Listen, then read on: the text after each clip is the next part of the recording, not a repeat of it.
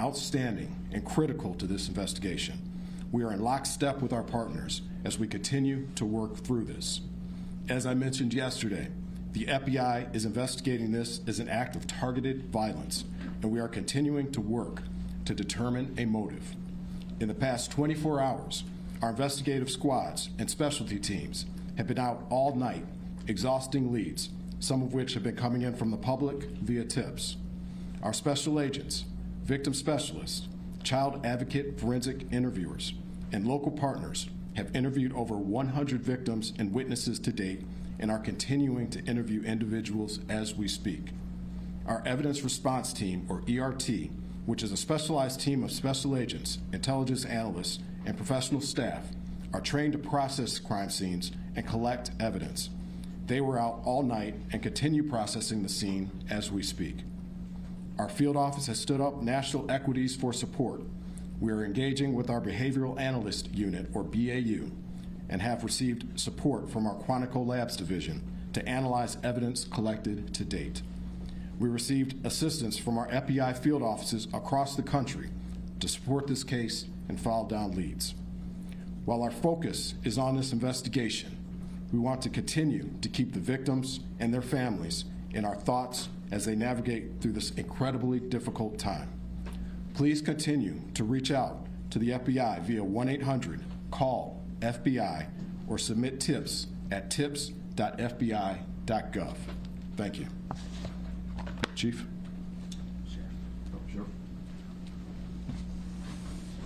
You prepare in peace to perform in chaos. I saw it live. I saw what you trained for, what you planned for, and the reality hit yesterday morning on a bright sunny day when people went to worship. But what I also saw is every level of government law enforcement work together for the good of the people. What I witnessed was people putting their lives at risk that had 2 months on the job as an EMT, or brand new firefighters, veteran firefighters, and law enforcement, just to bring a sense of stability to a scene that was chaotic and dynamic. As the sheriff of this county, I see the great people every day. But I want this community to know that those ranks and those agencies that were mentioned before me, we worked together. We worked in concert, and we did the job. And there's more to do. I will tell you, the sheriff's office dedicated every county sheriff medic that we had available, patrol, investigators, we did interviews, emergency management, whatever the task was needed. The sheriff's office worked with everybody that you heard and many that you don't know to bring justice and also order to this scene. But I will tell you, the days are continuing. We have 31 marked cars on as we speak, making sure schools that are in session, in churches that are planning Bible studies, regardless of faith-based, that they will be protected. Anybody who calls in, that we will be there like other law enforcement to settle the community and bring a sense of calmness to people. There is an uncertainty, but law enforcement, especially this sheriff's office, will bring that to you. And we'll be right back.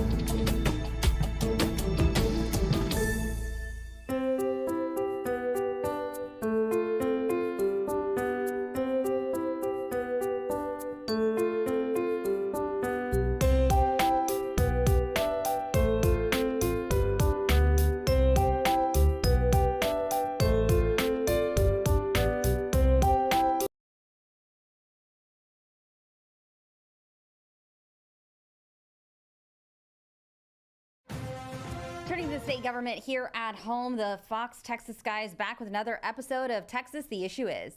Up for discussion, the pivot from the left by a Texas Democrat in a high-profile race. The candidate, former astronaut Terry Virts, and the campaign is for the Democrat Senate nomination. Now, Virts kicked things off by saying one of his prime contenders in the primary, James Tellerico, is just too far left to win the seat. Here's what he had to say about that and several other big points that came out in our interview.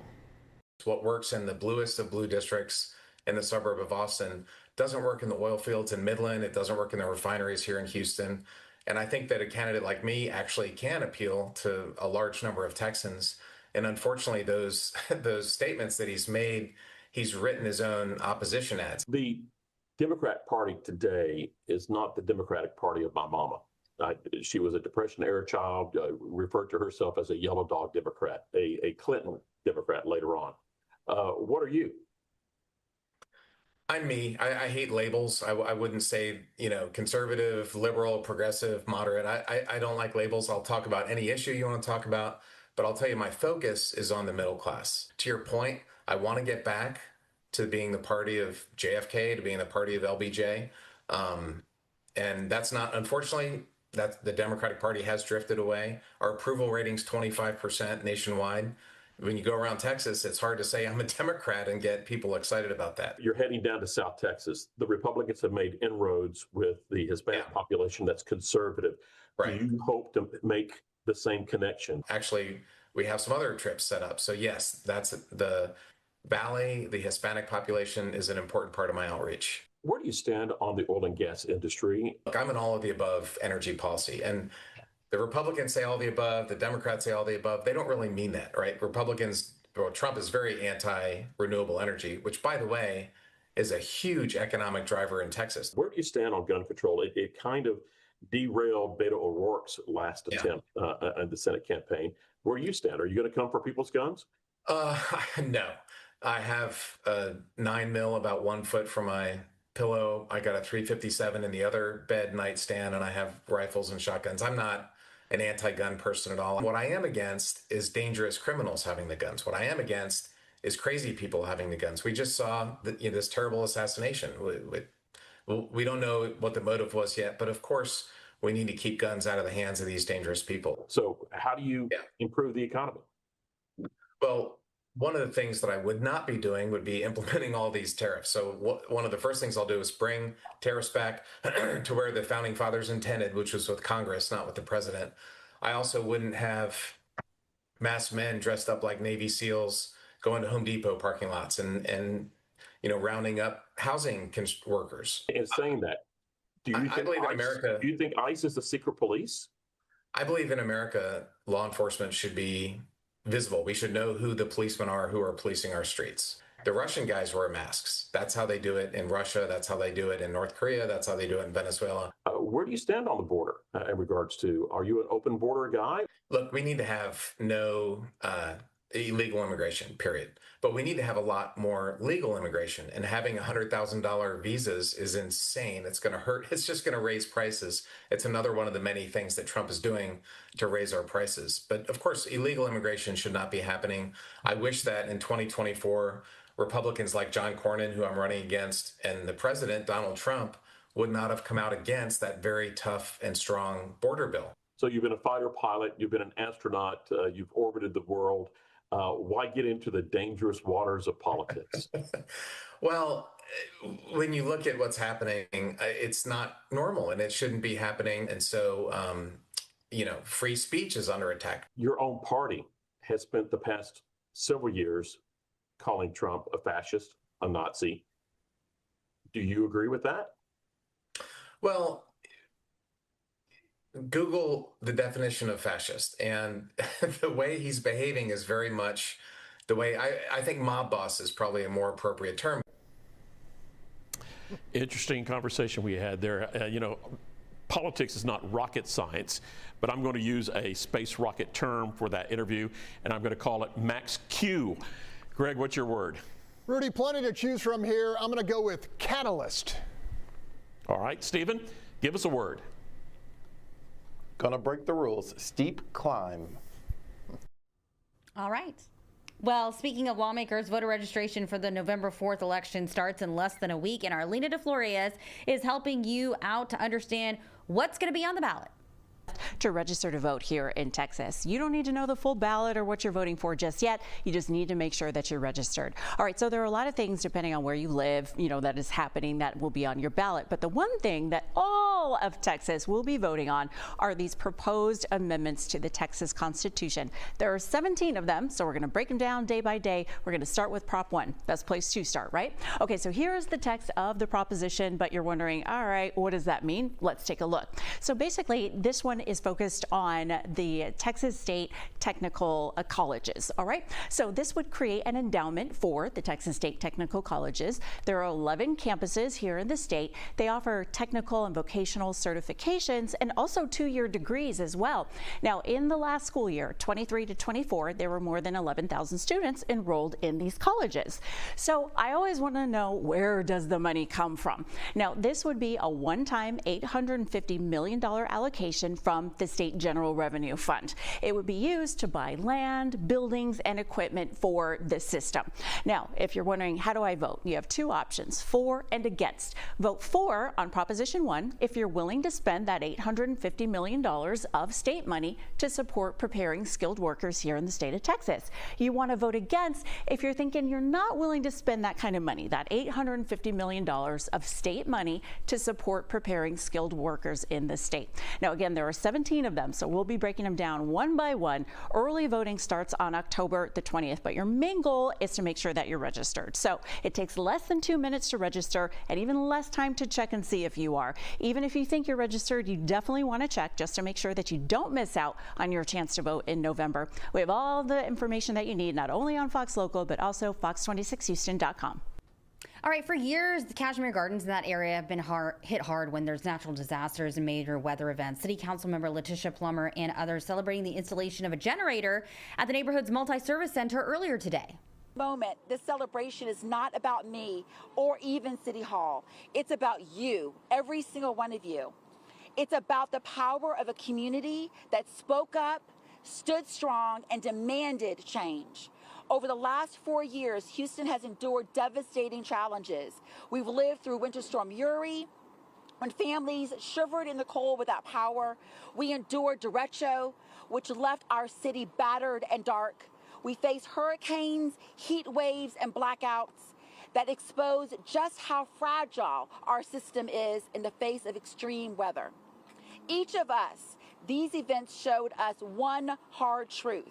Climate change is real, and climate change is here, and it's hitting the most vulnerable communities first and the hardest.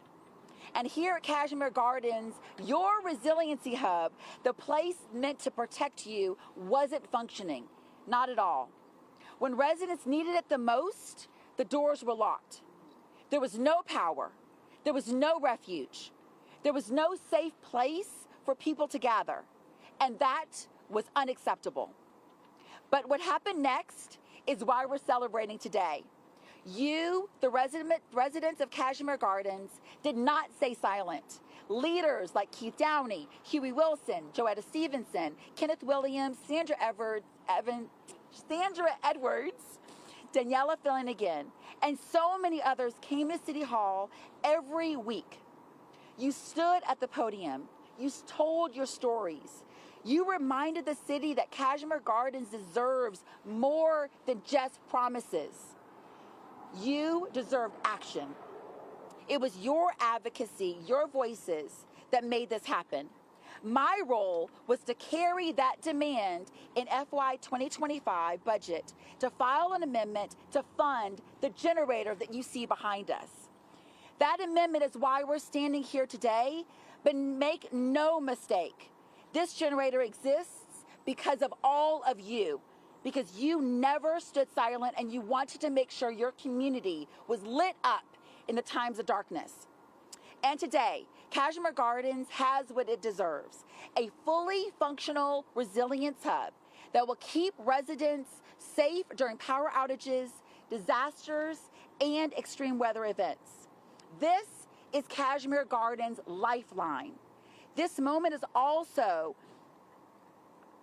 about the people. This message that City Houston and communities must advocate for themselves. They must engage their elected officials over and over and over again. Because climate change increases the likelihood of storms, freezes, floods, and extreme weather, no neighborhood can afford to be silent. Cashmere Gardens showed us what is possible when neighborhoods come together with one voice and one mission. So today, let's celebrate not only the generator, let's celebrate the power of advocacy. Let's celebrate resilience. Let's celebrate courage and leadership of our communities. To the residents of Cashmere Gardens, thank you for your strength. Thank you for believing in me. Thank you for allowing me to help make this thing happen. This is what victory looks like. This is your Resiliency Hub. And this is just the beginning. Because of what all of you have done over the last 6 years, because of you, the City of Houston passed a budget of $110 million of federal government funds to fund generators all over the City of Houston. We will have, that definitely deserves an applause. We have 12 multi-purpose centers that are on and ready to go, and we have the money to make it happen. This would never happen without you. You have led the charge. You are the reason the City of Houston will be lit up when all of us are in darkness. All right, let's talk about some historic flooding happening over in Arizona that's left multiple people dead and a community that's completely destroyed. Fox's Nicole Crayson taking a look at how this town will start the rebuilding process. Well, it has been a busy day here on Broad Street, right in the center of historic downtown Globe, as business owners, neighbors, friends came together, hundreds of them, to help some of these businesses start to clean up and begin the rebuilding process. It's just unreal. Complete. I am lost for words. Sometimes words can't quite convey the devastation felt by a community struck by natural disaster. In downtown Globe, business owners can barely wrap their heads around the destruction of Friday's flash flooding. Mother owned 90% of everything in here, and 13 other vendors are in here, including myself. We worked so hard to get this store for the community. Everybody loved the store, and now it's just start over. Got to start over. Family-owned Kino Floors and Interiors, a Globe staple for more than 4 decades, was in the center of the terrifying flooding. When I got here, my dad was in the business. He couldn't even get out because the water was already up to the doors.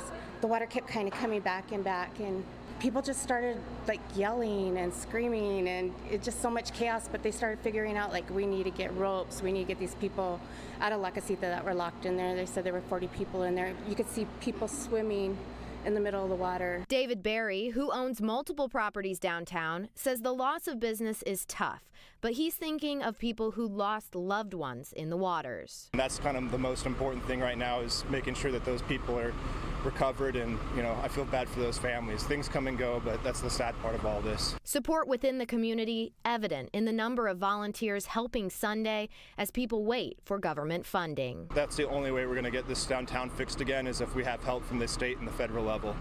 And for anyone at home who is looking for ways to help, we have a link to several GoFundMes that have been set up for the downtown businesses and the communities of Globe and Miami. Reporting in downtown Globe, Nicole Crayson, Fox 10 News. All right, when we come back, we have a look at a local conference hoping to empower girl bosses. That's after the break.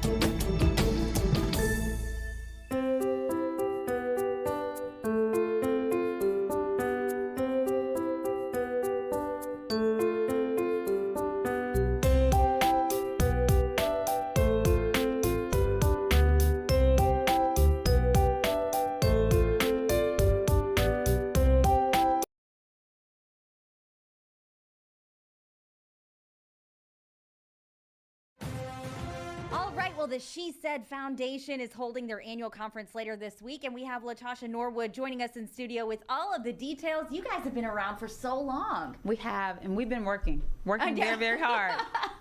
So tell me about the organization for people who don't know about it. So the She Said Foundation was developed and founded for women by women, and it actually started as an accident. It was not something that we set out to do. I just recently started my business about 4 to 5 years before, and women were asking for help.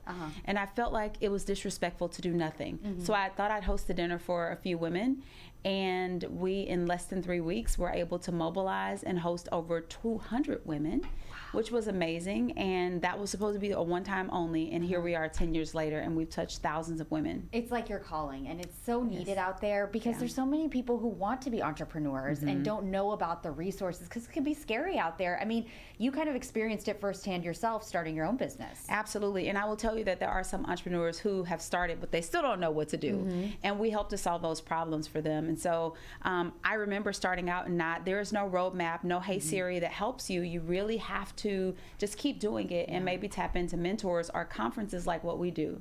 And so at our conference, you can expect to get hard-hitting information that's going to tell you how to hire people, how to fire, how to manage your financials, how to embrace AI, all the aspects that you have to figure out as a business owner. We don't want you to just figure it out on your own or make mistakes. We want to help you through that. And that's so great, women coming together to uplift one another, which is so needed in the world today, I think.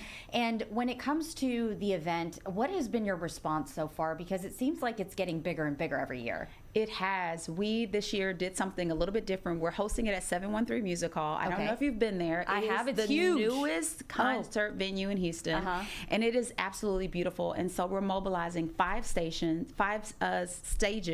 and over 50 speakers in one day that are really going to be action-packed and really digging into the knowledge and skills that women need to be able to start, grow, and scale a sustainable business. That is such a great space too, so that's really, really cool. Now, I wanted to bring this up because reports show that Black women are facing some of the highest unemployment rates in the country. So how does your organization help to combat that? So I will tell you, as a person who was working in corporate America, earning a 6-figure salary, I was impacted by being laid off over 10 years ago. And I know what that feels like, to feel like you have job security and then something happens and it really impacts your way of life, managing things for your family. And so we recognize that, and we are helping women to understand that whether you have even thought about starting a business or not, or you're already in business, thinking about ways to really expand the amount of money that you're able to make, employment opportunities for others. And so at our conference and through our foundation, we're helping women to understand how to navigate that. And we've seen women go from just starting out to now being multi-million-dollar companies through the work and the support that we've been able to offer to them through our foundation. Now, what's the biggest challenge? I mean, there can be several challenges when you're starting your own business, but what's one of the biggest challenges you're hearing from women right now? Yeah, I think access to capital is always one. You know, oftentimes women are bootstrapping their businesses. They don't really know how to even ask for the money. They don't have relationships with bankers to help them to understand how to navigate that or how to have proof of concept. And so many of them are pulling from their 401ks or they're pulling from other resources. And so when we can help them to understand how to build out a pitch deck and how to really sell your business and help to identify who your clients are and to be able to express your value proposition to them, that really changes the tide for them. And so it's simple tweaks like that that can help them go a long way. And there's so many successful businesses out there that are women-owned. I mean, you know, male-owned too, whatever. It's businesses can succeed, but you just need to have that foundation. And I'm so glad that you're providing that for women. So if you do go to this conference, how do you get involved with it, or where can you find more information? So you can go to our website. We're actually going to extend our tickets just for your viewing audience because we've sold out. Oh. Yes. Okay. Yes. But we wanted to make this available and possible for anyone. We don't want anyone who needs the support, needs the help to be left out. And so October is National Women's Small Business Month, which is why we host our conference in October. We're kicking it off on October 1st, and we want to make sure that they have access. So you can go to our website, shesaidfoundation.org or shesaid.org to learn more and hopefully grab a quick ticket before you can. All right, there you have it on the screen right there, shesaidfoundation.org. And what can you expect there? you can expect to be welcomed with open arms, seeing women in power suits and sneakers just like I'm dressed today, but really having the ability to tap into incredible capacity building workshops that are going to teach you from going from employee to entrepreneur and everything else that needs to be learned in order for you to be able to succeed in business. That's amazing. Yeah. All right, well, this is invaluable information, so I definitely encourage you all to check it out. Thank you so much for being here and Thank you telling for us having about me. it, and I can't wait till I hear about how awesome it was in the next one you're going to host. Yes, thank All you so much. You bet. All right, now let's go over to Liberty County, where we do understand that law enforcement officials are speaking. Let's listen in. Was that the children and the mother were by the water, and this came in from the dad. The children and the mother were by the water and that it was possible that the mother was trying to do something to the kids. The first arriving deputies arrived on scene. All the kids were out of the water, from what I was told.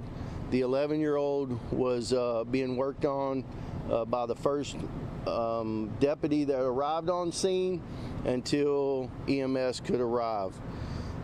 She did regain consciousness somewhat, but she is one of the ones that is listed in critical condition. Upon deputies arriving to the scene, the mother was still in the water and had to be pulled from the water.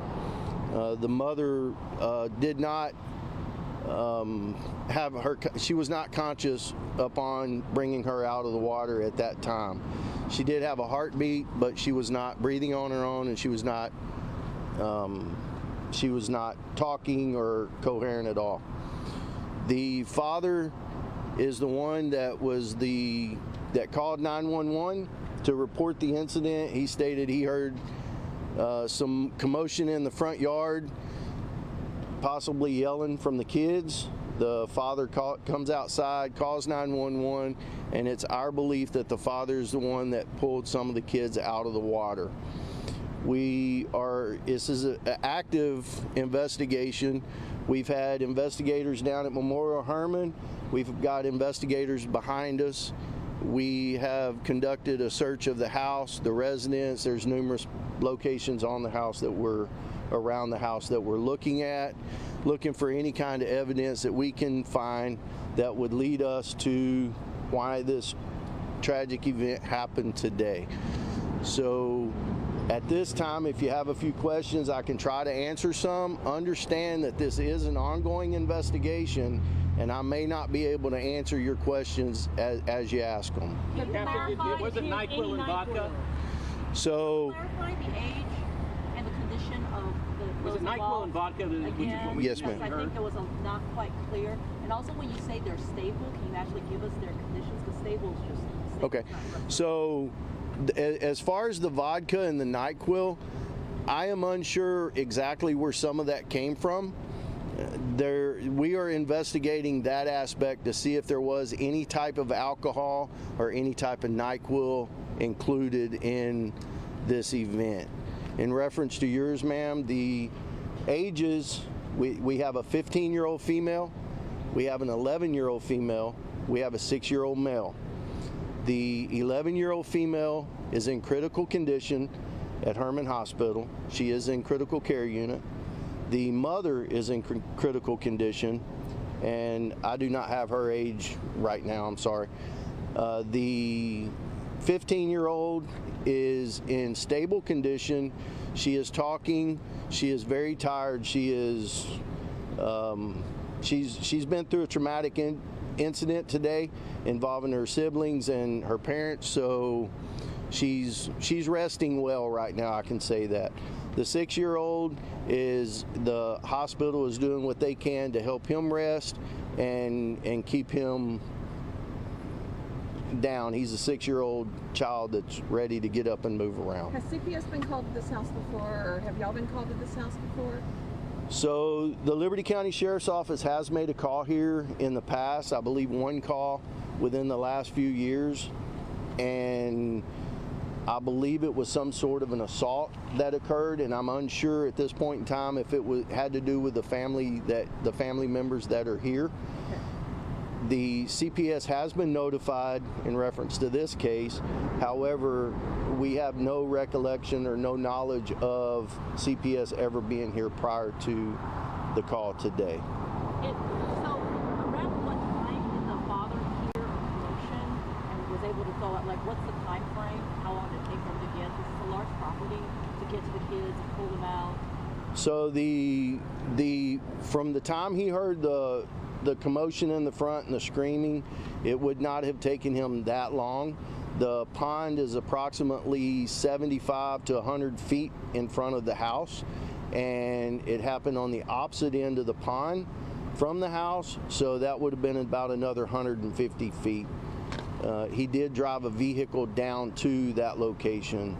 So from the time that he heard the screams and heard what he heard, it did not, I can't give you an answer as to how long it actually took him to get there, but it wouldn't have taken him that long. So would you say the most accurate description of what happened is that the mother appears to have tried to drown her 3 children and perhaps then threw herself in the water? Is that the theory you're working on? So I believe that is what came into 911, and that's what happened.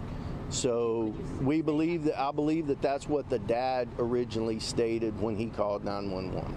Was that she tried to drown? That she was doing that, yes, ma'am. And what did the dad state there was drugs and or other, alcohol? So the dad was taken from here to our station, to our sheriff's office, and he was interviewed by the Texas Rangers, who are assisting in the investigation, and I have not had an opportunity to speak with them in reference to what all the dad has actually said at this time. But in the initial call, because I'm trying to figure out if you know where the whole NyQuil and alcohol and those things came from. If you say that's not entirely accurate. That I don't know if that came from patrol arriving on scene and seeing alcohol near the area, or if he stated it when he called 911. That's still up in air. I'm not sure of that at this time. Sir, what else do we know about their identities or about this family in particular? So we don't really know a whole lot about the family. We're learning that the kids have not been enrolled in school, and they've not been in school in a little bit. I have been talking with a social worker at Memorial Hermann downtown and CPS that's downtown. We're trying to get forensic interviews set up with the children, the 15-year-old and the 6-year-old now, with Bridgehaven, which is here in Dayton. And so that's really all we know. We're unsure of his actual, where he works. We were told he sells cars, but we have nothing that proves that. Do we know their names? I'm not going to release the names as of yet, due to the fact that there are some family members that we've been told that's not been contacted yet. He has other children, right? Adult children? That I do not know. Okay. What do you think the motive is? It's like maybe financial pressures or anything like that to the family, or have you thought, have you guys looked into some of the? We're looking into several different aspects, several different angles. We're going to go based on the evidence that we find here, and go based on that. And when we can interview, hopefully the mother and the 11-year-old will be able to be interviewed within the next few days, and maybe we can find some answers as to a motive at that point in time. Right now, we can't. I can't speculate what that motive is. Is there the mother have a history of mental issues, or? I've not been told anything about the mother having any history of mental issues, nor the father, nor any of the kids. How old is the mother? That I'm sorry, I don't have that. I meant to grab it before I came down here, but I forgot.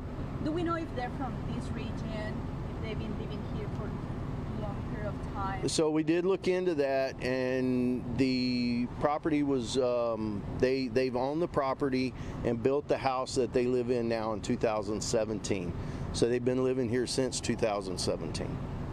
Well, they've been having financial issues with the property. Say it again, ma'am? Well, they've been having financial issues with the property? That I have no idea. Captain, you've been doing this a long time. You've covered certainly some crazy things from time to time in Liberty County. Yes, sir. How would you describe the scene here and what transpired? I would describe it as bizarre and breathtaking, seeing everything that we've been faced with today and what the deputies and the investigators had to deal with upon arriving to the scene. The fact of comparing it to others, anytime kids are involved, it's always a heart-wrenching emotion that goes through all of us in law enforcement, and the best thing that we can do right now is pray for the kids and the parents, both of them. Do you know if the 15-year-old had any, did he do anything to try to help at the time of this all happening?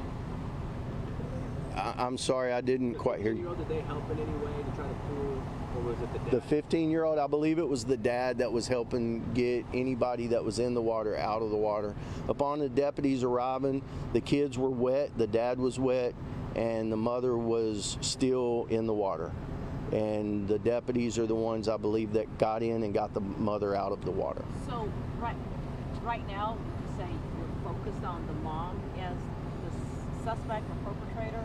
So right now we don't have a specific focus on the mom or the dad. We're looking at both and interviewing the dad. We're going to interview the kids through forensic interviews through Bridgehaven and hopefully get some answers as to what the kids tell us, and we can piece the puzzles together.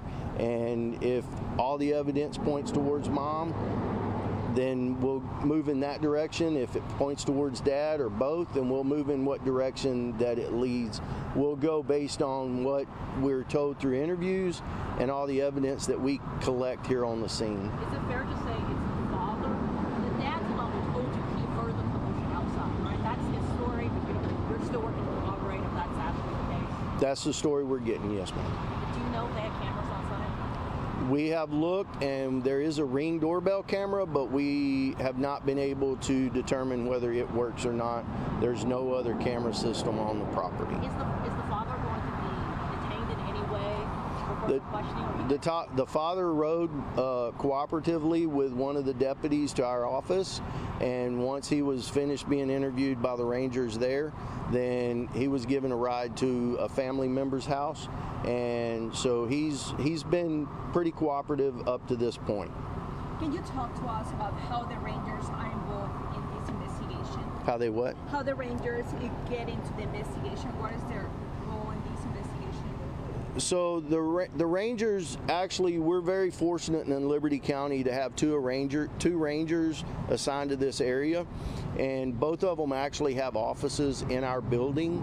And when we get any type of a major type call, whether it's involving death or possible death, serious bodily injury, we always reach out to them, and they're always willing to help. And we utilize them due to the fact that they're attached with DPS, and they have multiple resources of things that we can get and use from them in investigations. So we utilize them when we can and when they're available.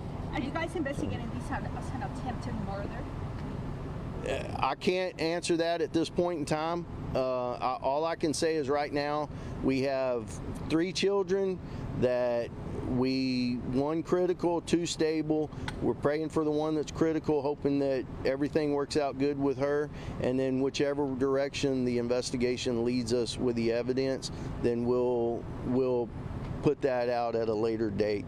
It's too early to tell what kind of charges would come on anybody at this point in time. And you don't know for certain whether or not alcohol or cold medicine played a role? I think that's anecdotal, or were you... At this point in time, no, we're not. I mean, I can't say that alcohol or any other thing. I've heard several different things, and there's been several people call me today saying that, hey, this news channel said this news channel said that. So we're only going to go with what we have. In order to find out if alcohol was involved at all, we'll have to get a grand jury subpoena for the medical records at the hospital to determine the blood alcohol content of each individual that was taken. So, if the kids who are stable, sounds like they're ready to be released, are you guys going to authorize them to get released back to the father? CPS is handling that issue along with social services that is out of at Herman Hospital. So I've been in touch with the investigator with CPS, and they're handling everything that has to do with the 15-year-old and the 6-year-old at this point in time. Sir, can you confirm if the victims in this family are Hispanics? I do believe that I do believe it is a Hispanic family. So if that's it, then I'm going to get back down here. We got a few other things going on. I don't know that I'll be able to come back out and give any briefing if anything big happens. I do have most of your emails. If I don't have your email, and you know I don't, then get with me and I'll give you a card. You can email me your information and I can add it to my email list. And when I get back, one thing understand, I can't even pull my emails up out here, and we don't even really have cell service down here. So that's kind of why it's been hard to do a lot of communicating, but I'll do the best I can this evening to get everybody entered, and I'll give an update. All right, thanks for staying with us here on Houston Live and Local. You're just listening to a press conference there in Liberty County, giving us the details of a situation happening there between a mother and at least 3 of her children who are now hospitalized. We'll get more details for you on that throughout the day. Make sure you stay connected to us at fox26houston.com. But let's bring you back inside here in the studio for a second. I'm Anthony Antoine. Thank you so much for joining us. Let's jump right in. Right, happy Monday. Hopefully you guys enjoyed the weekend. You're ready to have a successful week. Let's do that together, right? Let's get a look at the weather, though. You know, the weather always impacts how you move for the week, whether or not you're grabbing the umbrella, whether or not you're going to stay inside because it's too hot. So meteorologist Amisha Shade here to help us get the information we need. Well, for the people that were moving early this morning, it felt great out there. Can you believe we had some spots in the 50s? 50s. Yes. It's a nice little light jacket at 50 degrees. That's what I call the fall chill. 60s, not so much. But if you're up around Columbus, Brenham, Tomball, Conroe, that's 4 cities that got to enjoy 50s briefly for an hour or two before those temperatures started to climb. Even for Houston, Bush Airport, how about 64? Houston Hobby Airport, 67, of course, down closer to the coast. It was milder, low 70s for you in Freeport, 70s in Galveston. But overall, it was a nice, comfortable, pleasant start to the day, and we did get that taste of fall. In fact, we've been getting that for the last few mornings, so hopefully you have been taking advantage. All right, let's check out what it looks like out there right now. We do have some sunshine, we've got some scattered clouds, but no rain issues at this point. Now, we did start off very pleasant, but of course, you know, even though it's almost October, we are still dealing with that fairly intense heat. So right now we're already back up close to 90 degrees, but here's where we're getting some relief. Humidity is pretty low out there, so we've still got that very dry air in place. Dew points in the 50s, humidity level around 35%, and we've got a light northeast breeze around 5-6 miles per hour. So it is going to be another stellar afternoon, evening. If you're going to fire up the grill after work, knock out some yard work, go to the golf course, go for a walk. It is still going to be pretty toasty out there. In fact, near 90 through about 6-7 o'clock. Temperatures dipping to the low 80s by 9 to 10, and then overnight those temps will dip back down into the 70s. Probably not as many 50s and 60s on that map for tomorrow morning, but still fairly comfortable. All right, as far as the breeze, a light east to northeast breeze, mainly less than 10 miles per hour for the majority of you. I do want to update you on our air quality alert. Typically in this type of pattern, mostly sunny, light wind, not much happening out there with the atmosphere. There's not much mixing, so that tends to increase the ozone level. So the National Weather Service has already extended that air quality alert through tomorrow evening. That does include H-Town, League City, Galveston, Angleton, and Lake Jackson. So region-wide, we're looking pretty good across Texas. We've got a few showers in the Panhandle. We've got a few showers in Southwest Texas, but overall, still dealing with that afternoon warmth. Temperatures in the 80s to 90s from Dallas to Abilene to Houston to Laredo. We are monitoring a little weak area of low pressure that has developed in the Gulf. You can see it south of Lake Charles, but right now, models are keeping it fairly weak and taking it to our southwest, not really making it come up our way. But of course, we're keeping a close eye on it. And you see that other tropical storm spinning off the east coast of Florida. That is Tropical Storm Imelda, soon to be Hurricane Imelda. So we've got a lot to watch out there, Anthony. Thank goodness Imelda is expected to take a sharp right turn away from the U.S. I know when I was doing weather late last week on Friday, the models were taking it right into the Carolinas, but things have changed. It looks like it will curve away, but those waves are really starting to increase already for Florida and the Carolinas. All right, that's good news for them, though, to kind of not a direct hit of where it's going. Much better news. All right, thank you, Ramisha, for that. We really appreciate it. And not sure if you know, but we got a government shutdown kind of looming. It's that dark cloud over our heads. Let's see if anything's going to get done there on Capitol Hill. We have some lawmakers now speaking about that. Let's take a listen in. The fact of the matter is this. Donald Trump promised that life would be better. And I think it's a fair question to ask yourselves and everyone who is listening right now, whether it's gotten better yet.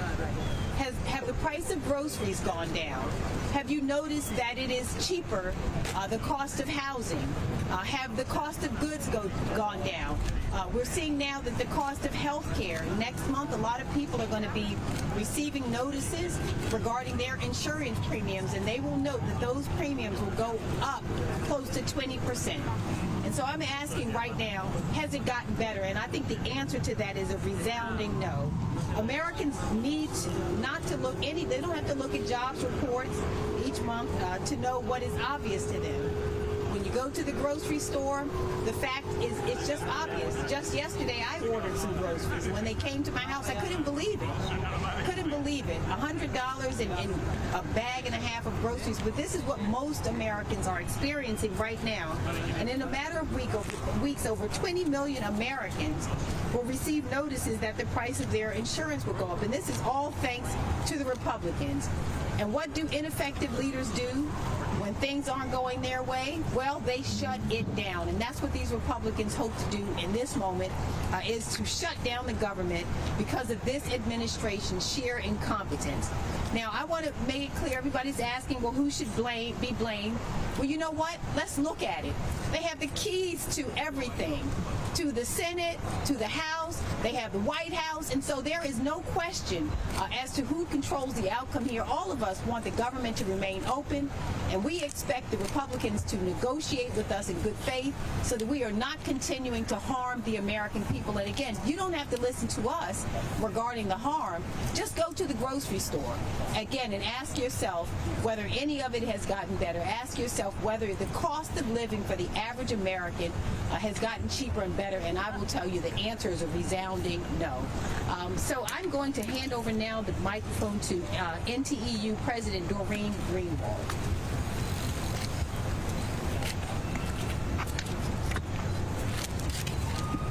So first, let me start out by thanking Representative Elfreth and Senator Brooks for coming out here today and standing in support of federal employees. Federal employees are like every other American. They live paycheck to paycheck. And so when we have a situation where just last week we started to see the threats of a potential shutdown, the threats of potential firings as a result of the shutdown, it caused a lot of anxiety for the people I represent. As the national president of NTEU, I'm honored to represent nearly 160,000 federal employees in 38 federal agencies. Federal employees are located across the country and are mission-focused and dedicated to providing vital services for the American people. But through no fault of their own, they are caught in the middle of a political dispute that could force them to go to work without knowing when they will receive their next paycheck. The Help Feds Act would provide resources that help. Help these nonpartisan civil servants who must work during a shutdown to keep things like gas in their cars so they can go to work, provide food and necessary medicines and not have to make that decision, help pay for child care, and give them the peace of mind as they navigate a period of immense financial uncertainty while delivering essential services Americans depend on. A shutdown serves no one, but it harms everyone, especially federal employees who proudly report to work every day to serve their communities.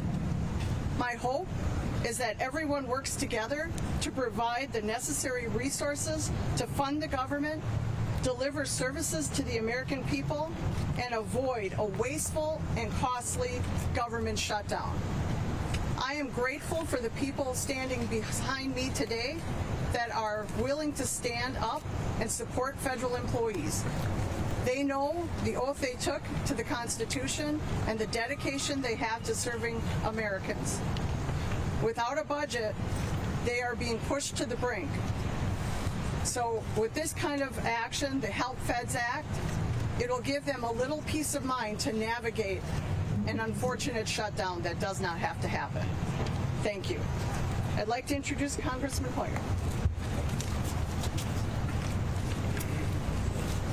Thank you, Madam President, for your leadership of so many federal employees. And like Sarah Elfreth and like Senator Brooks, I want to thank every federal employee that we have, not only in this area, and by the way, that is less than 30% of the federal employees. The federal employees are arrayed throughout this country. Why? To serve the American people through their government. Shutting down government is shutting down the government of the American people. Now, I'm going to read a statement that will perhaps explain why we are at this juncture, why we are shutting the government down if, in fact, we cannot reach agreement. I've got my papers out of order here, so I may have to wing it, and as you know, I do that longer. I'm going to wing it. Well, I've got the relevant material here. That is a statement by the Director of the Office of Management and Budget. Now, that is the person who is in charge of managing the finances and the agency's budgets. And I want you to listen carefully, those of you who are here immediately and those who are listening and viewing this press conference. This is the Director, Russell Vogt, speaking about federal employees. When they wake up in the morning, we want them to not want to go to work because they are increasingly viewed as the villains. That essentially is the CEO of the federal government establishment saying that he wants those who work for our government and for the American people to be viewed as the villains. The villain is Vogt. Russell Vogt is the villain.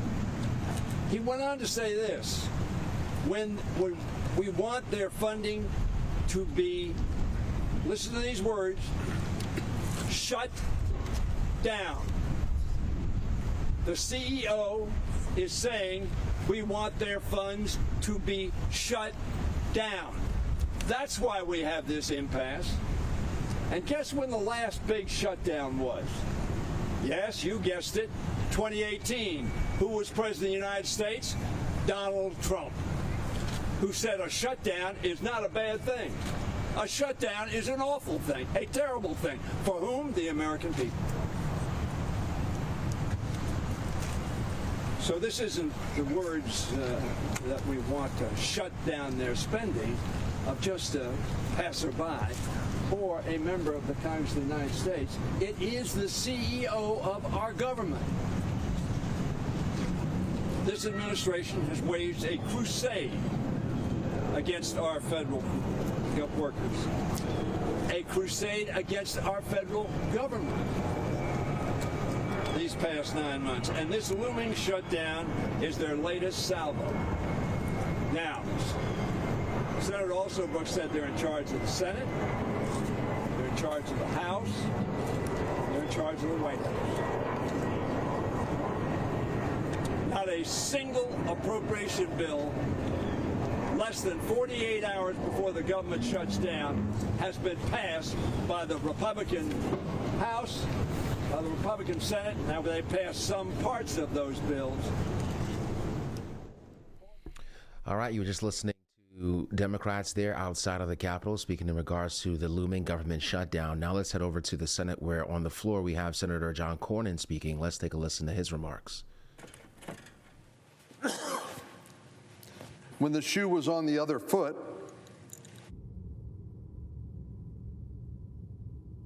Senator Schumer said, and I quote, "If the government shuts down, it will be average Americans who suffer the most." He also said a government shutdown means seniors who rely on Social Security could be thrown into chaos. Is this even the same individual that's taking the position that's heading us toward a shutdown in the coming days? Last September, he went so far as to even say keeping the government open will mean no poison pills or reckless partisan posturing. This is what he said just last year about a government shutdown. Where is that man today? Today, I'll tell you, he's engaging in a reckless partisan posturing while Republicans are proposing a responsible alternative. Again, this is not a vote on a permanent policy, but rather a stopgap measure to get us to a place where we need to be when it comes to the appropriations process. But he's willing to impose the very costs that he warned about on the American people and our seniors in order to score political points with his progressive radical base. The hypocrisy is obvious and it's staggering. Madam President, it's a time for reckoning for our friends in the Democratic Party. They seem to not really know what they stand for these days, except opposition to each and everything that the majority party or the president wants, even when it's in their self-interest to do so. They need to look at themselves in the mirror and decide what and who they stand for. Are they going to be the party of violence and lawlessness and a degradation in public safety? Are they going to continue to this, what has been called frighteningly, an assassination culture? Will they continue down this mad path of taking the lives of those they disagree with and siding with the criminals over law enforcement personnel that are simply enforcing laws they have themselves helped write?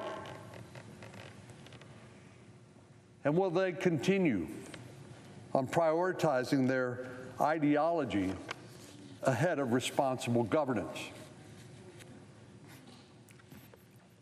I often wonder how our friends on the other side of the aisle would react if they had to live. They had to live in crime-ridden neighborhoods, overtaken by gangs and drug dealers, and they had to wait 20 or 30 minutes before any police officer responded to their calls for help after an assault or a robbery. How would they feel? Well, I'm quite sure, I'm confident that they would change their tune. And just like current residents in blue cities who've had to suffer under the weight of failed Democratic soft-on-crime policing policies, they would gladly welcome additional police protection and efforts to clean up and stabilize their neighborhoods.